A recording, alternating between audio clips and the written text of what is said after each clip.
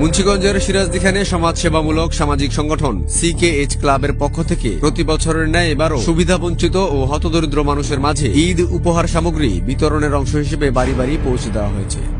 সংগঠনের সদস্যদের আয়োজনে শনিবার সকালে উপজেলার কেআইনের হাজিগাঁও কাজিশাল গ্রামে অবস্থিত সংগঠনের নিজস্ব কার্যালয়ের সামনে থেকে স্বেচ্ছাসেবী সদস্যদের মাধ্যমে চিনি, পোলাওয়ের চাল, সেমাই, নুডলস, তেল, খোরমা, কিশমিশ, গরম মশলা একটি প্যাকেটে করে ইউনিয়নের ১৫০ শতাধিক হতদরিদ্র পরিবারের বাড়ি বাড়ি পৌঁছে দেওয়া হয়। সমাজের হতদরিদ্র ও সুবিধাবঞ্চিত মানুষের মাঝে ঈদ উপহার সামগ্রী বিতরণের এই মানবিক কাজে সিকেএইচ ক্লাবের সভাপতি মোহাম্মদ রনি ইসলাম লিমন, সাধারণ সম্পাদক জাহিদ ইসলাম শাওন, সাংগঠনিক সম্পাদক শেখ ফয়সাল, ভারপ্রাপ্ত ক্রীড়া সম্পাদক আব্দুল্লাহ মনিফ সহ সংগঠনের স্বেচ্ছাসেবী সদস্যবৃন্দ, প্রবাসী বেশ কয়েকজন সাহায্য সহযোগিতা করেন।